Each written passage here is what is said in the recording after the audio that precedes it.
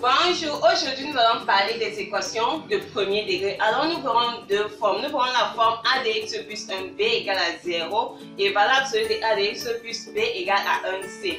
La première chose que nous allons faire, c'est connaître la particularité des équations de premier degré. En d'autres termes, pourquoi dit-on que ces équations sont bien des équations de premier degré? Et en second lieu, pour chaque forme d'équation, je vais d'abord t'expliquer la méthode générale, comment tu fais pour résoudre les telles équations. Et en deux, nous passerons à un exercice pour chacun de ces cas pour appliquer ce que nous avons vu dans notre fiche de cours.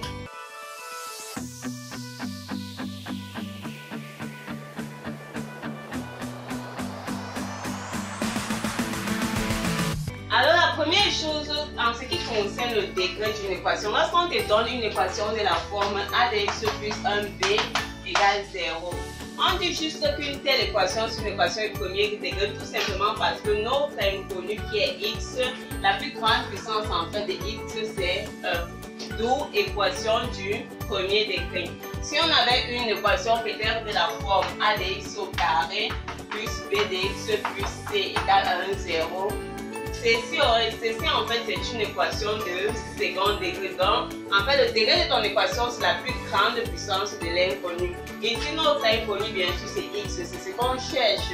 Et son degré ici en fait sa puissance c'est 1. Donc ça qu'on dit que c'est une équation de premier degré. Ici certes on a un x à la puissance 1, mais il y a un x à une plus grande puissance. C'est cette grande puissance qu'on prend. Donc ça c'est une équation de deuxième degré ou alors une équation de second degré. Donc pour une équation de troisième degré, ça serait tout simplement une équation de cette forme. Plus c de x plus 1d égale 0. Donc en fait c'est quoi? Le degré de l'équation, tu prends tout simplement la plus grande puissance de ton inconnu. C'est pour ça qu'on parle d'équation de premier, de second, de troisième degré et ainsi de suite. Maintenant, passons à notre premier cas. Alors, si je veux résoudre une équation de premier degré de la forme a de x plus b égale à 1, 0. Donc, premièrement, on va étudier ceci dans le cas général. La première chose, c'est quoi? Lorsqu'on a ceci, on va encore écrire ça. Si j'envoie mon b de l'autre côté, c'est dire a de x égale à 1. Lorsque le b traverse, ça devient tout simplement moins b. Donc, le signe change. Comme c'était plus, ça traverse, ça devient moins b. Donc, si c'était moins, ça traversait, ça devenait plus. Maintenant, qu'est-ce que je veux? Je veux x. Je veux en fait la valeur de x. Donc, ceci, ça me fait quoi? J'envoie mon a en bas. Ça va me faire x égale à moins b sur a. Alors, on va discuter un peu à ce niveau. La première chose, c'est que on a a au dénominateur. Donc, si a est différent de 0, parce que tu es d'accord avec moi, pour qu'une fraction existe, il faut absolument que son dénominateur soit différent de 0.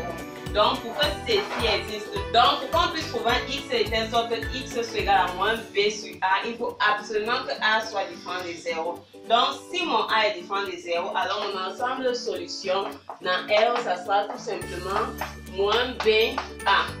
Ça, c'est si a est différent de 0. Maintenant, l'autre cas, c'est quoi? L'autre cas, c'est si maintenant on a a égale à 0 et on a b différent de 0.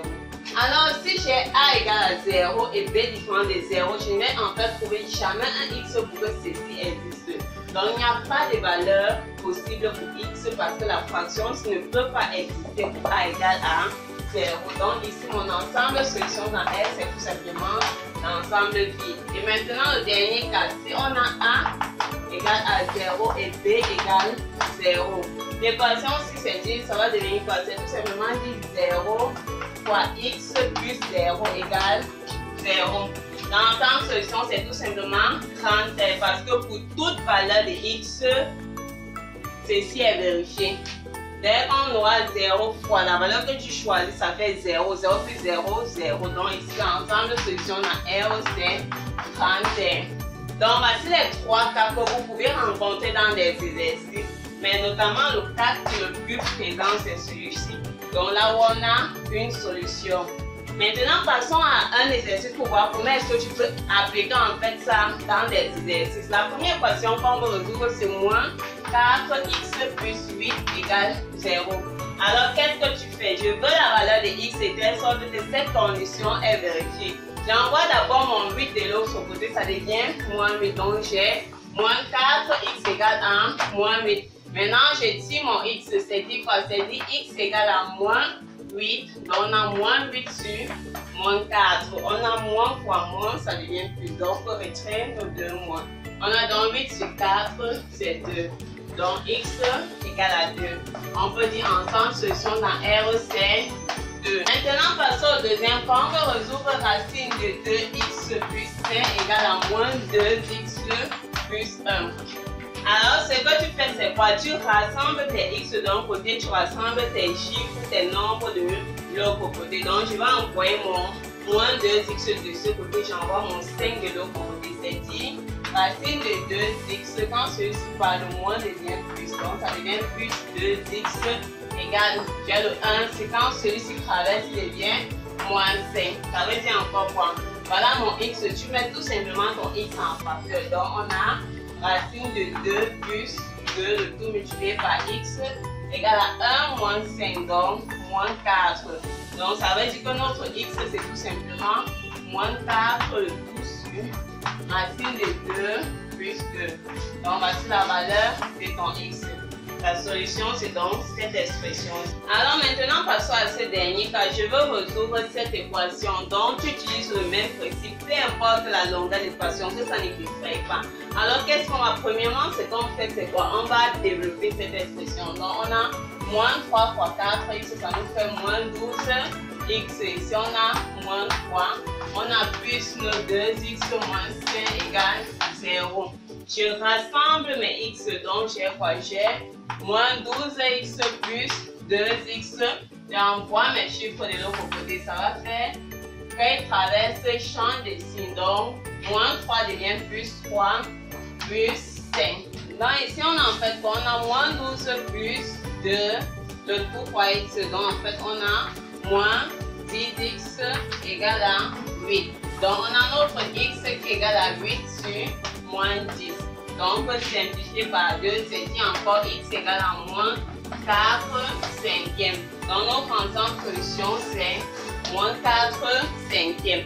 Donc, c'est en fait comme ça que tu résous tes équations de premier degré. Donc, dès que la plus grande puissance de x, c'est 1, c'est tout simplement une équation de premier degré. Alors maintenant, passons aux équations de premier degré avec valeur absolue. Donc, on va résoudre les équations de la forme a de x plus b égale à 1c.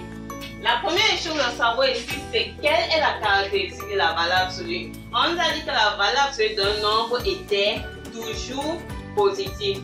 Ça veut dire quoi? Le premier cas, c'est tout simplement si notre C est négatif, l'ensemble solution, c'est tout simplement l'ensemble vide. Donc l'ensemble solution dans R, ça sera l'ensemble vide parce qu'on a dit que la valeur absolue d'un nombre doit être toujours positive. Donc si j'ai mon C qui est déjà négatif, ça veut dire qu'il est en fait impossible de trouver un X de telle sorte que cette condition soit vérifiée. Maintenant, la seconde chose, si on a plutôt notre C positif, donc on peut bien trouver notre X. Il y aura deux cas. On a le cas où A de X plus B sera égal à C, ou alors A de X plus B sera égal à moins C. Alors ceci vient du fait qu'on a dit quoi? Lorsqu'on veut retirer la valeur absolue d'un nombre est égal à ce nombre si ce nombre est positif. Par exemple, si on a valeur absolue de A, valeur absolue de A sera égale à 1 si son A est positif. Et ça sera égal à moins A si le A est négatif. C'est tout simplement pour qu'on dise que soit cette expression est égale à C, donc soit elle est égale à C si bien sûr positif, ou alors elle est égale à moins C si elle est négative. Donc tout cela vient tout simplement de ce fait. Et le dernier cas, bien sûr, si on a C égale à 0, on aurait ici égal à 0 égale à moins 0. Or, moins 0 et 0 c'est la même chose. Donc ça va tout simplement revenir à résoudre l'équation A de X plus B égale 0 que vous connaissez déjà résoudre. Passons maintenant à l'exercice pour voir comment est-ce que tu peux appliquer cela. On te dit, voilà absolue de moins 2x moins 3 égale à 2. Alors la première des choses, c'est quoi? Tu vérifies ton expression que tu as de ce côté. Nous avons bien une expression positive. Donc nous sommes dans ces cas. Ça veut dire quoi? Comme notre C Et si notre 2 est positif, alors on peut dire que moins 2x moins 3 égale à 2 ou moins 2x moins 3 égale à moins 2. Alors, ceci c'est une équation de premier degré. Nous avons vu tout à l'heure. Qu'est-ce que je fais? J'envoie mon chiffre de l'autre côté. C'est dit moins 2x égale à 2 plus. Ça change de signe. Donc, on a plus 3 ou moins 2x égale à moins 2 plus 3. C'est dit tout simplement moins 2x égale à 5 ou moins 2x égale à 1. Donc, c'est dit x égale à 5 sur moins 2 ou x égale à 1 sur moins 2. Donc, on a quoi? On a x qui est égal à moins 5 demi ou x égale à moins 1 demi. Dans nos ensembles solutions on a R, on a moins 5 demi, on a moins 1 demi. Donc, voilà comment est-ce que tu résous une équation de premier degré avec valeur absolue. Tu appliques tout simplement la formule. Comme le 2 est positif, on applique tout simplement. Allons vers la deuxième équation. On va résoudre la valeur absolue de 4x plus 2 égale 0. C'est-à-dire tout simplement quoi? Ceci est 0 positif. Oui, on peut tout simplement, c'est tout simplement dire 4x plus 2 égale 0. Donc 4x égale à moins 2. X égale à moins 2 sur 4. Donc c'est égal à moins 1 demi. Maintenant, au dernier cas, on va résoudre la valeur absolue des racines de 3. X plus 1 égale à moins 5.